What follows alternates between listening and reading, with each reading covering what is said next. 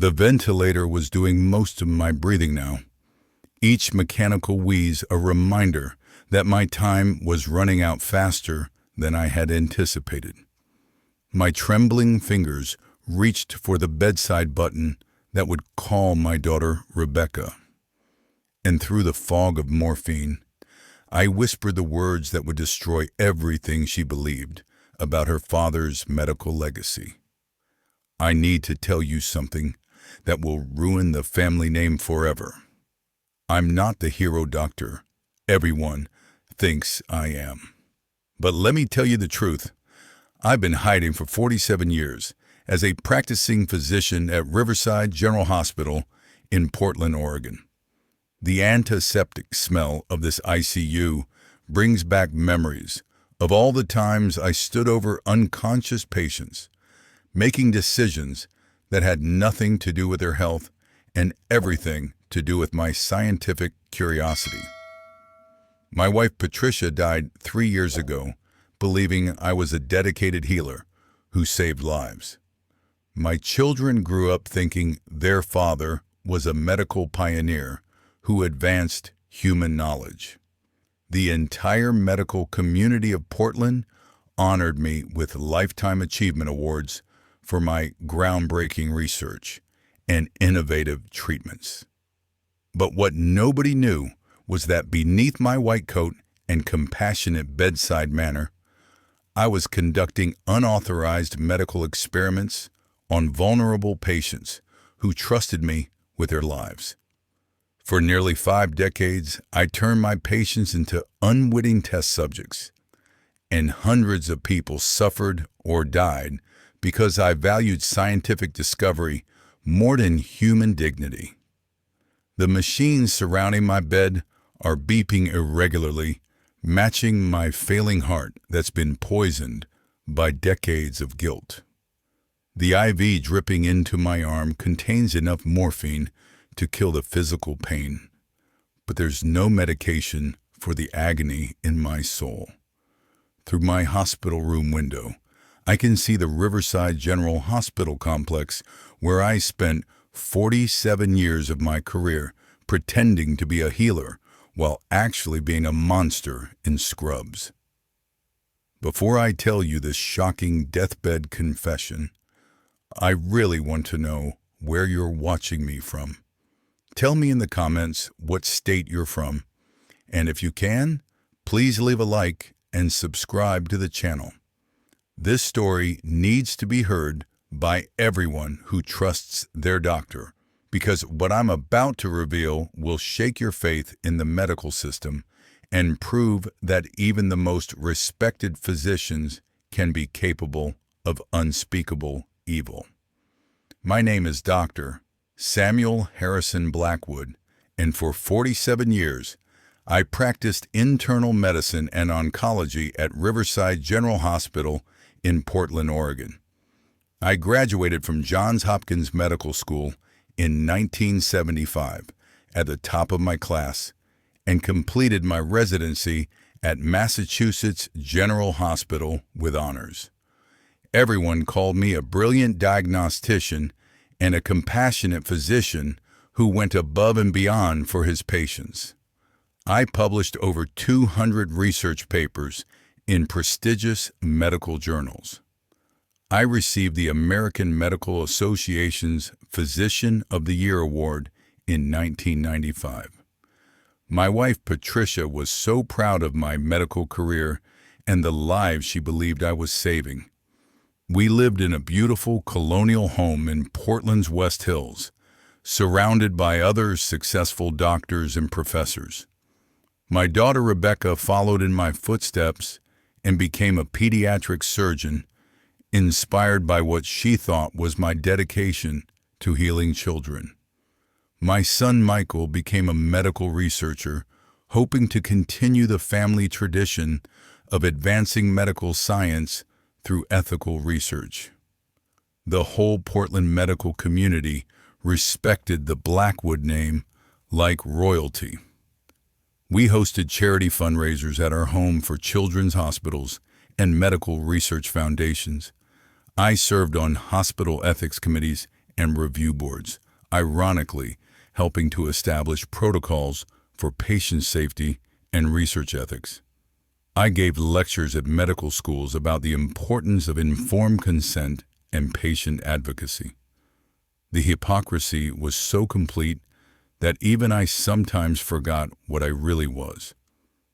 But beneath my respected public persona, I was slowly building a secret research program that would make Nazi doctors proud.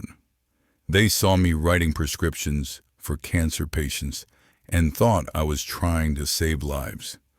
They watched me order experimental treatments and assumed I was pursuing cutting-edge therapy.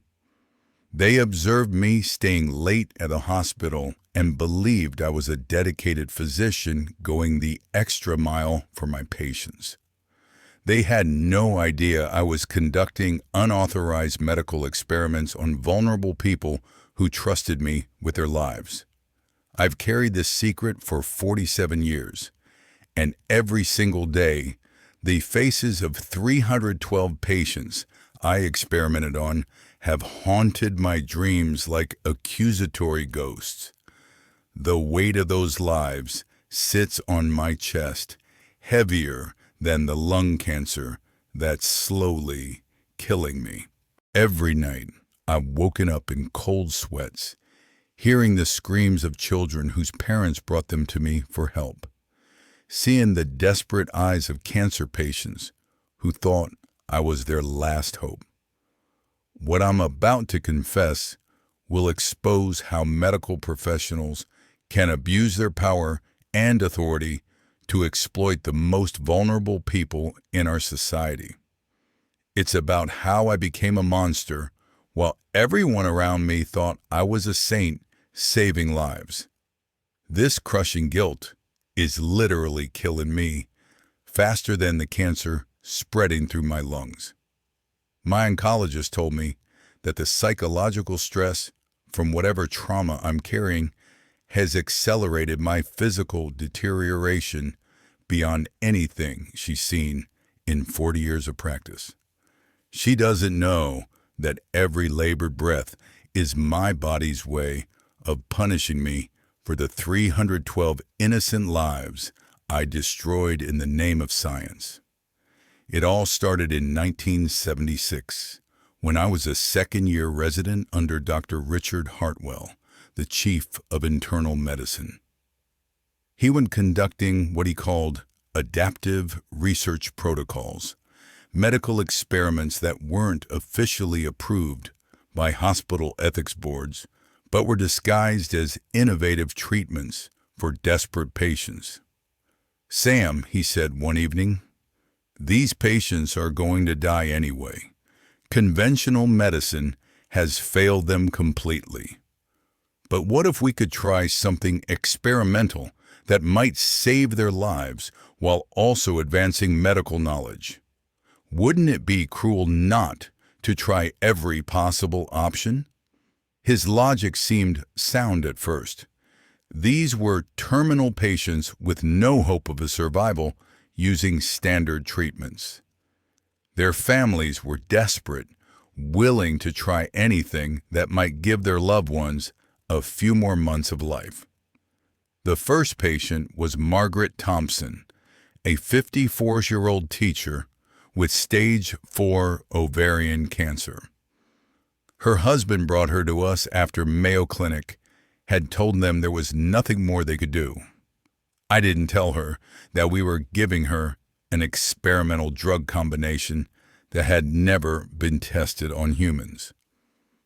I didn't mention that the studies Dr. Hartwell referenced were actually conducted on laboratory animals, not people. Margaret trusted me completely because I was a doctor, and she was desperate to live long enough to watch her granddaughter grow up. The treatment killed her in 6 days. Not the cancer, the experimental drugs I injected into her veins. Margaret died in agony, her body rejecting the chemicals as her organs shut down one by one. When Margaret died, I told her husband that the cancer had progressed faster than we anticipated. I watched this grieving man thank me for trying everything possible to save his wife, not knowing that I had actually hastened her death with unauthorized medical experiments. That night, I should have realized that what we were doing was murder disguised as medicine, but I didn't. Instead, I was fascinated by how easy it had been to convince a desperate family to consent to experimental treatment without really understanding what they were agreeing to. By 1978, I was conducting my own unauthorized experiments. Dr. Hartwell had taught me how to disguise experimental protocols as innovative treatments, how to obtain informed consent without actually informing patients about the real risks, and how to document results in ways that look like standard medical care. The key was preying on desperation. Families facing terminal diagnoses would agree to almost anything if it was presented as their loved one's only hope for survival. Parents of sick children would sign any consent form if a doctor told them it might save their child's life. Between 1978 and 1985, I conducted unauthorized experiments on 127 patients. Some died from the experimental treatments. Others suffered permanent disabilities from drug combinations that damaged their organs. But none of them knew they were participating in medical experiments rather than receiving innovative treatments. I developed sophisticated methods for targeting the most vulnerable patients. I would review hospital admission records every morning, looking for families who seemed desperate enough to try anything. Terminal cancer patients with young children at home, elderly patients whose families couldn't afford second opinions at prestigious medical centers, immigrants who had limited English and trusted doctors implicitly, poor families who were grateful for any medical attention, even if it was experimental. The selection process became almost scientific. I would evaluate patients based on their likelihood to consent to experimental treatments without asking too many questions. Patients with strong family support systems were more likely to seek second opinions, so I avoided them. Isolated patients with few visitors were perfect candidates because no one would advocate for them if something went wrong. I also learned to identify patients whose deaths wouldn't attract too much attention. Terminal patients were obviously ideal because their deaths could be attributed to disease progression rather than treatment complications. But I also targeted patients with rare diseases that other doctors didn't understand well enough to question my treatment decisions. The worst case during those early years was 8-year-old Timothy Chen, whose parents brought him to me with a rare form of brain cancer. Timothy was a brilliant child who spoke 3 languages and played piano at a professional level. His parents, Dr. David Chen and Dr. Lisa Chen, were both physicians themselves who had exhausted every conventional treatment option for their son's tumor. When fellow doctors bring their dying child to you for help, the trust is absolute. They understood medical terminology and asked detailed questions about treatment protocols. They wanted to review research data and understand exactly what we were proposing. So I fabricated an entire fictional research study, complete with fake European trials and manufactured success rates, to convince them that my experimental treatment offered real hope for Timothy's survival. I spent weeks creating false documentation that would convince 2 intelligent physicians that my experimental brain injections were based on legitimate medical research. I forged research papers from fictional European medical journals. I created fake patient data showing remarkable success rates for treating pediatric brain tumors with experimental chemical injections.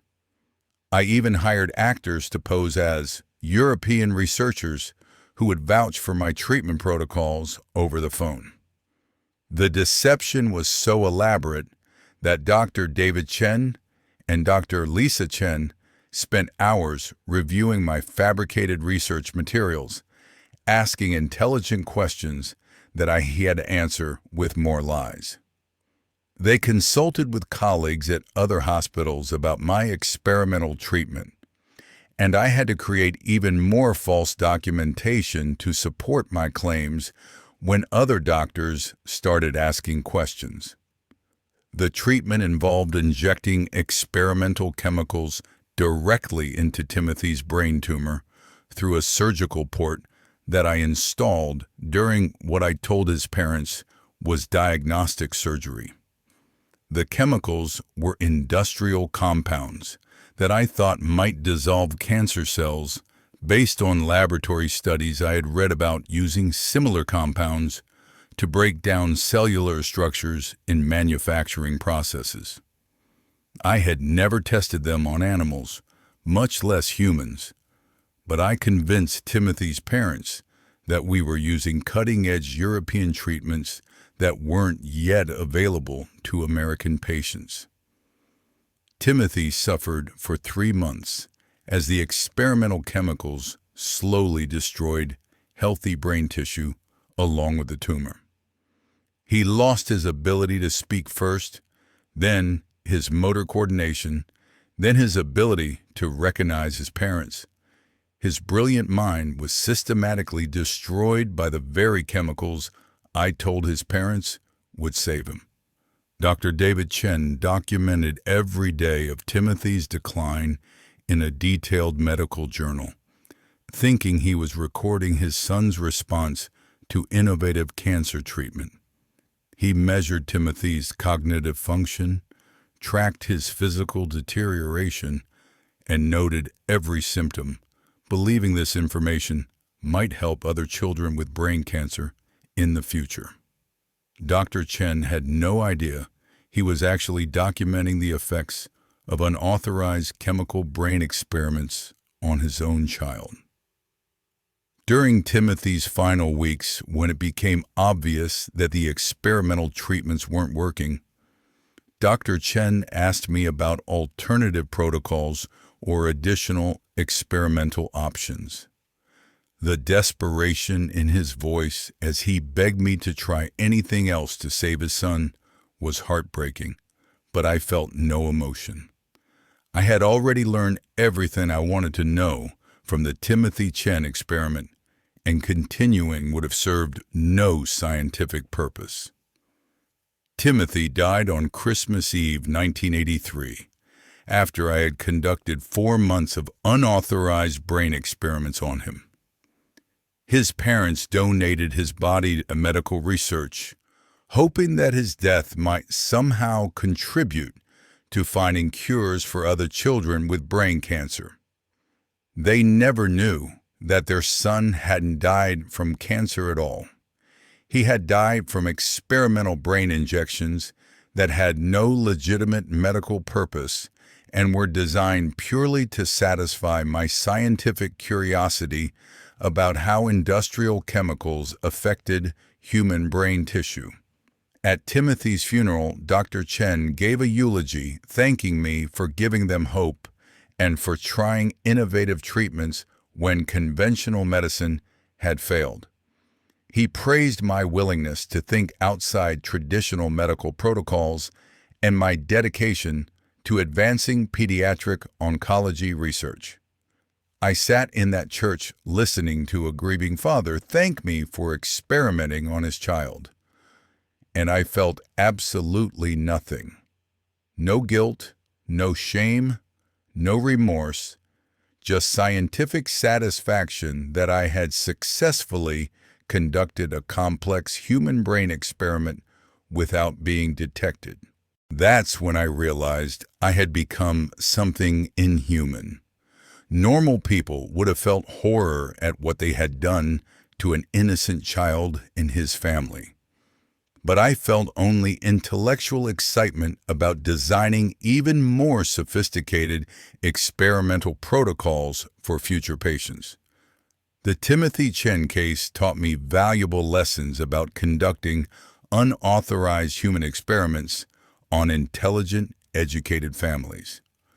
I learned that elaborate deception was necessary when dealing with medical professionals who might ask difficult questions. I discovered that families would consent to almost anything if it was presented with enough scientific authority and false documentation.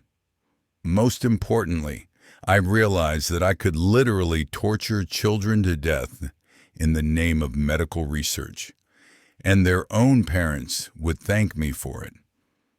Between 1985 and 1995, my experimental programs became more elaborate and systematic. I established what I called the Advanced Treatment Research Initiative at Riverside General Hospital, which was actually a cover for large-scale human experimentation. Hospital administrators thought I was developing innovative therapies that might bring prestige and research funding to our institution. Insurance companies approved payments for experimental treatments because they were coded as standard medical procedures with slightly modified protocols. I recruited a team of nurses and medical technicians who helped with my research without fully understanding what we were doing. I told them we were participating in cutting-edge clinical trials that would revolutionize cancer treatment and save thousands of lives. They believed they were part of important medical research that would make medical history and advance human knowledge about treating previously incurable diseases. Nurse Amanda Rodriguez worked with me for 12 years without realizing she was helping conduct unauthorized human experiments. She thought we were providing experimental treatments to patients who had exhausted all conventional options and had nothing to lose by trying innovative protocols. Amanda was a dedicated professional who genuinely cared about our patients and wanted to help advance medical science. She administered experimental drugs, collected tissue samples, and documented patient responses, thinking she was contributing to legitimate medical research that would eventually save countless lives. Medical technician Robert Patterson helped me design sophisticated protocols for testing experimental drugs on cancer patients. He created detailed databases tracking patient responses to various experimental treatments, analyzing data to identify patterns that might lead to breakthrough discoveries. Robert was brilliant at statistical analysis and helped me understand which experimental approaches were most likely to produce interesting results. He thought we were conducting groundbreaking research that would eventually be published in major medical journals and transform cancer treatment worldwide. During this period, I experimented on 185 additional patients. The research became more sophisticated as I learned from previous results and refined my experimental methods. I developed techniques for disguising unauthorized experiments as innovative treatments, for obtaining consent without revealing the experimental nature of procedures, and for documenting results in ways that looked like standard medical care rather than human experimentation. One of the most horrific series of experiments involved pregnant women with cancer. I would tell these women that experimental treatments might cure their cancer while allowing them to carry their babies to term.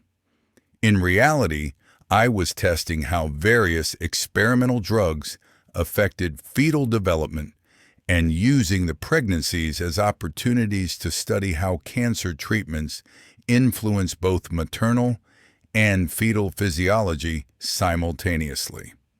Maria Santos was 28 years old and 6 months pregnant with her first child when she was diagnosed with cervical cancer.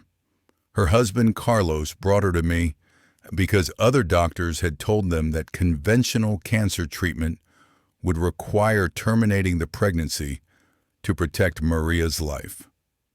Maria was devoutly Catholic and refused to consider abortion under any circumstances, so she was desperate for any treatment that might cure her cancer while allowing her baby to survive. I told Maria and Carlos about an experimental treatment that might eliminate her cancer while being completely safe for the developing baby. I explained that European researchers had achieved remarkable success treating pregnant cancer patients with specialized drug combinations that targeted cancer cells without affecting fetal development. I showed them fabricated research papers describing fictional trials where pregnant women had been cured of cancer while delivering perfectly healthy babies. In reality, I was testing experimental chemicals that I suspected would cause severe birth defects and fetal mutations. I wanted to study how cancer-fighting drugs affected human fetal development, and Maria's pregnancy provided the perfect opportunity for this research.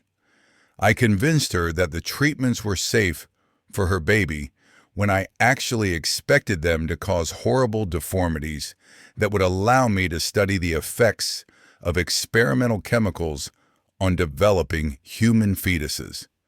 Maria endured 6 weeks of experimental treatments while her baby continued developing inside her. The experimental drugs didn't cure her cancer, but they did exactly what I had expected them to do to her unborn child. I documented every stage of fetal development through ultrasounds and medical imaging, tracking how the experimental chemicals affected the baby's growth and organ formation. When Maria gave birth 2 months early, her daughter Elena was born with severe physical and cognitive disabilities that would require lifelong medical care.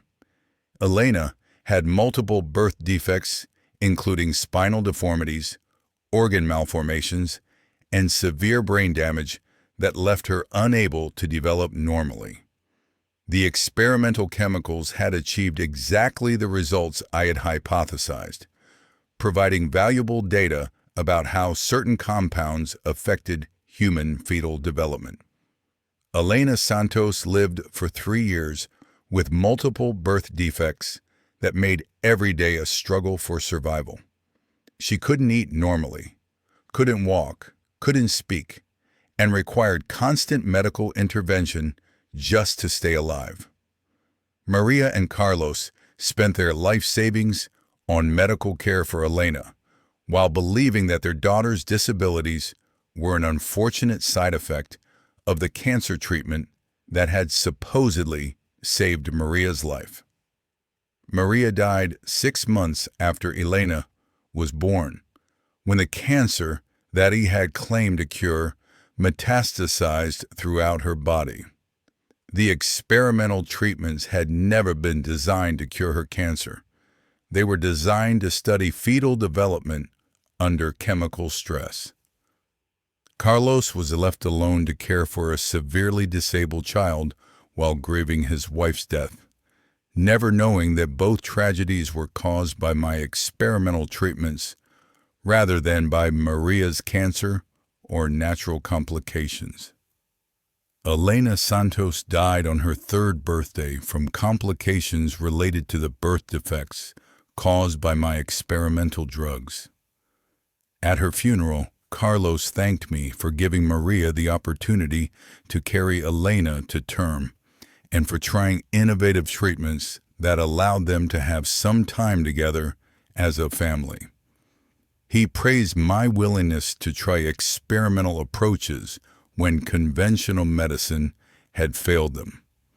Carlos had no idea that I had deliberately caused his daughter's disabilities and hastened his wife's death through unauthorized medical experiments designed purely to satisfy my scientific curiosity about fetal development.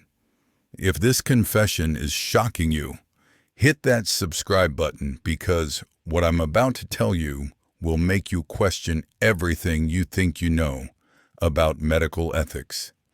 Between 1995 and 2010, my experimental programs reached industrial scale. I established partnerships with pharmaceutical companies who paid me millions of dollars to test experimental drugs on patients without their knowledge. The most lucrative partnership was with Meridian Pharmaceuticals, a company developing experimental cancer drugs that needed human testing before seeking FDA approval. Dr. Jonathan Meridian would visit me quarterly to review test results and plan new experimental protocols.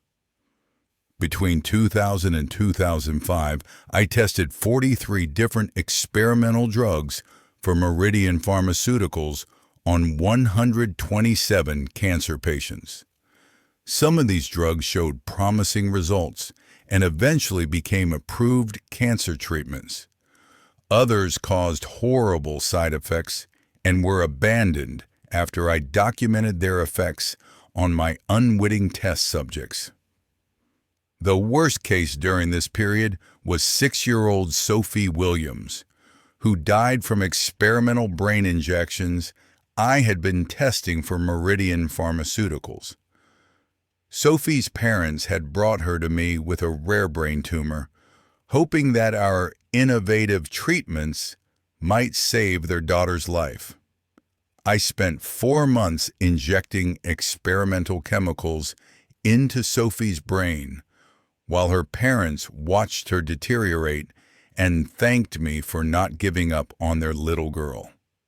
Sophie died in agony as the experimental drugs systematically destroyed her brain tissue, but her parents believed she had died from cancer progression despite my best efforts.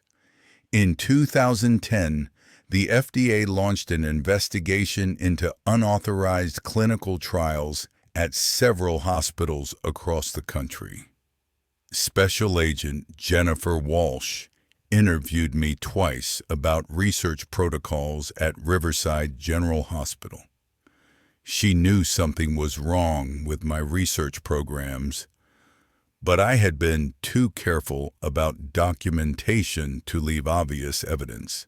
The investigation continued for 18 months, but they never found enough evidence to prosecute me. I had learned from the mistakes of other doctors who got caught. All my experimental protocols were disguised as standard medical procedures. All my consent forms looked legitimate, even though they didn't explain the experimental nature of treatments. By 2012, the federal investigation was closed, and I was officially cleared of any wrongdoing. But the guilt was consuming what was left of my humanity. Every morning when I put on my white coat, I felt like I was wearing a costume in some sick performance where I played the role of a healer while actually being a predator. I started visiting the graves of patients I had killed with experimental treatments. Sophie Williams' grave at Riverside Cemetery became a regular stop for me. I would stand there looking at the headstone of the 6-year-old girl whose brain I had destroyed with experimental chemicals, and I would whisper apologies that she would never hear. I tried to convince myself that I could make amends somehow without confessing my crimes. I established the Patricia Blackwood Foundation for Ethical Medical Research in my wife's name, donating millions of dollars to support legitimate clinical trials. I thought that funding ethical research might somehow balance out the unethical experiments I had conducted for decades. But nothing could quiet my conscience or wash the blood off my hands. I had killed and tortured 312 innocent patients who trusted me to heal them. In 2019, I was diagnosed with lung cancer during a routine physical exam. The irony was perfect. I was dying from the same disease I had claimed to be researching through unauthorized human experiments. My cancer treatment was conducted by Dr. Jennifer Martinez, who treated me with a respect and dignity that I had never shown to my own patients. The contrast between her ethical treatment and my own history of human experimentation was devastating. Now, as I lie here in this ICU bed at the same hospital where I conducted decades of human experiments, I can't take the lies anymore. The weight of 312 innocent lives is crushing my chest worse than the lung cancer that's killing me. My daughter Rebecca is holding my hand as I speak these words. My son Michael is standing by the window, unable to look at me anymore. They came here expecting to comfort their dying father, but instead, they're learning that their entire family legacy is built on human experimentation and medical murder. Rebecca keeps asking me, "Dad, how could you do this? How could you experiment on innocent patients who trusted you?" And I don't have a good answer for her. I was curious. I was arrogant. I was selfish. I put scientific advancement above human life and dignity. But what haunts me most is the faces of 312 innocent patients who came to me for healing and instead became unwitting test subjects. Margaret Thompson, the first patient I killed with experimental drugs in 1976. Timothy Chen, the brilliant child whose brain I destroyed with unauthorized chemical injections. Maria Santos, the pregnant woman whose baby I deliberately deformed with experimental treatments. Sophie Williams, the 6-year-old girl whose brain I systematically poisoned while her parents thanked me for trying to save her life. The medical community needs to know the truth about what I've done. Every hospital needs to review their research protocols and oversight procedures. Every patient needs to understand that even the most respected physicians can be capable of unspeakable evil when they're allowed to operate without proper supervision.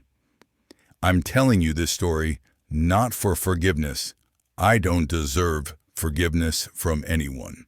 I'm telling you this story because patients and families need to know that medical professionals can abuse their power and authority in ways that violate every principle of healing and human dignity. As my lungs continue to fail and my breathing becomes more labored, I want you to remember the names I've mentioned: Margaret Thompson, Timothy Chen, Maria Santos, Sophie Williams, and the 308 other innocent patients whose lives I destroyed in the name of scientific research. The ventilator is working harder now as my body shuts down organ by organ. My family has left the room, unable to bear hearing any more details about my crimes against patients who trusted me. This is my final confession, my last attempt to tell the truth after a lifetime of lies and medical murder. I hope that somewhere the families of my victims will learn what really happened to their loved ones. I hope they'll understand that their relatives didn't die from cancer or disease. They died from unauthorized medical experiments conducted by a monster who wore a white coat and pretended to be a healer. The heart monitor is showing flat lines now, but my conscience is finally clear. I've told the truth about the 312 innocent patients I experimented on. I've confessed to being the most evil doctor in American medical history. And now, as I take my final breaths, I pray that the medical profession will learn from my crimes and establish safeguards to prevent any other physician from conducting unauthorized human experiments on vulnerable patients who trust doctors with their lives.